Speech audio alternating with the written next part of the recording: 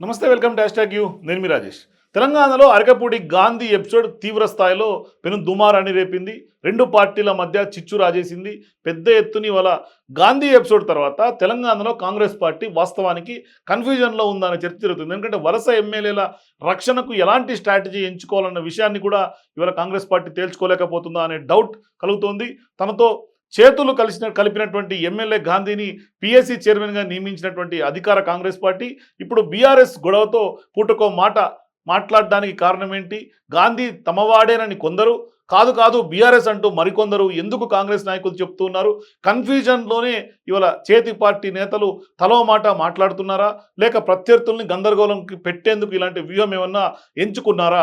అంటే PSC chairman Arekapudi Gandhi BRS party MLA పాడి కౌశిక్ రెడ్డి ఫైట్లో అధికార పార్టీ ఒక రకమైనటువంటి గందరగోళాన్ని ఇవాళ ప్రస్తుతం సృష్టించింది.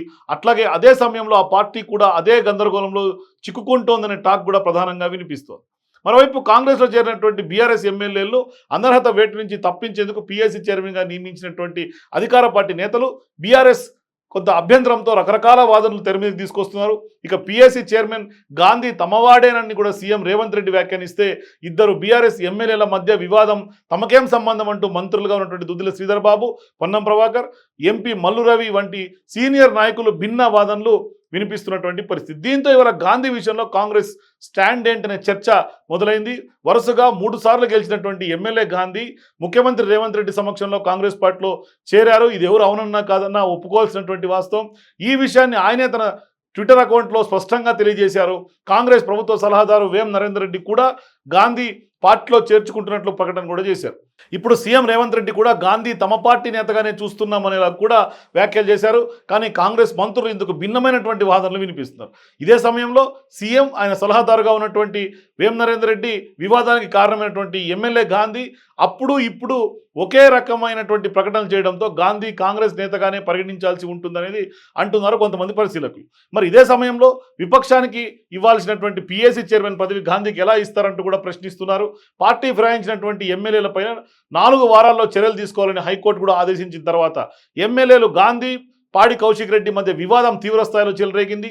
కోర్టు తీర్పు ఇచ్చిన తర్వాత ఆ రోజే గాంధీని పిఎస్సి చైర్మన్గా నియమించడం ఈ వివాదానికి అసలు కారణంగా చెప్పుకోవచ్చు.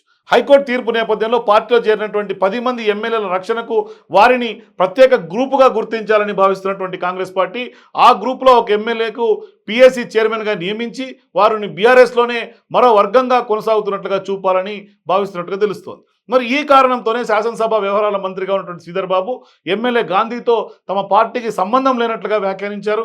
కానీ సీఎం రేవంత్ రెడ్డి మాత్రం కౌశిక్ రెడ్డి ఇంటిపై జరిగినటువంటి దాడిలో ఎమ్మెల్యే గాంధీ తప్పేమీ లేదన్నట్లుగా చేసినటువంటి వ్యాఖ్యలే చర్చనీయాంశంగా ఇవాళ తెలంగాణ రాజకీయాల్లో మారినటువంటి పరిస్థితి. మరి కౌశిక్ రెడ్డి రెచ్చగొట్టడం వల్లే తమ వారు అలా వ్యవహరించాల్సి వచ్చిందన్నట్లుగా చెప్పడం, ఖచ్చితంగా దాని ద్వారా గాంధీ తమవాడేనన్న సంకేతాలు పంపారు సీఎం రేవంత్ రెడ్డి. దీంతో కాంగ్రెస్లో ఏమైనా గందరగోళం కొనసాగుతోందా అనే అనుమానాలు ఇవాళ వ్యక్తమవుతున్నాయి. అంటే పార్టీ మారినటువంటి ఎమ్మెల్యేల విషయంలో ఎలాంటి స్ట్రాటజీ అమలు చేయాలన్న దానిపై అధికార పార్టీలో స్పష్టమైనటువంటి విధానం తీసుకోలేదా అనే సందేహం ఇప్పుడు మొదలైంది. ఇలాంటి కన్ఫ్యూజన్ ఉంటే ఎలా అని కూడా కాంగ్రెస్ వర్గాల్లోనే భిన్న వాదనలు వినిపిస్తున్నాయి. కాంగ్రెస్ పార్టీ క్యాడర్లో కూడా ప్రస్తుతం కన్ఫ్యూజన్ నెలకొన్నటువంటి పరిస్థితి. ఇంతకు గాంధీ బీఆర్ఎస్ పార్టీయా, కాంగ్రెస్ పార్టీయా? అసలు గాంధీ అటా ఇటా అనే చర్చ తెలంగాణ రాజకీయాల్లో పొలిటికల్ సర్కిల్స్లో వాడివేడి చర్చ సాగుతోంది. ఇంతకు గాంధీ కాంగ్రెస్ పార్టీలో కండువా కప్పి జాయిన్ అయిపోయారా, లేదంటే దేవుడు కండువా అని చెప్పి వాళ్ళ కలరింగ్ ఇస్తున్నటువంటి గాంధీ బీఆర్ఎస్లోనే కొనసాగుతున్నారా? ఎవరికి అర్థం కానటువంటి ఒక అంతు చిక్కనటువంటి ప్రశ్నగా గాంధీ మిగిలిపోయారు. ప్రస్తుతం గాంధీ చిచ్చు పెట్టడంతో రెండు పార్టీల మధ్య భగ్గుమనే ఒక రాజకీయ వాతావరణం హీట్గా కొనసాగుతున్నటువంటి నేపథ్యం. సో ఇట్లాంటి పరిస్థితుల్లో మరి పిఎస్సి చైర్మన్ వ్యవహారం ఎక్కడికి ఎండ్ కార్డు పడుతుందో మాత్రం వెయిట్ చేసి చూడాలి. మీరు కూడా గాంధీ బీఆర్ఎస్ఆ, కాంగ్రెస్ఆ? మీ అభిప్రాయాలు కామెంట్ రూపంలో తెలియజేయండి. For more videos please watch #.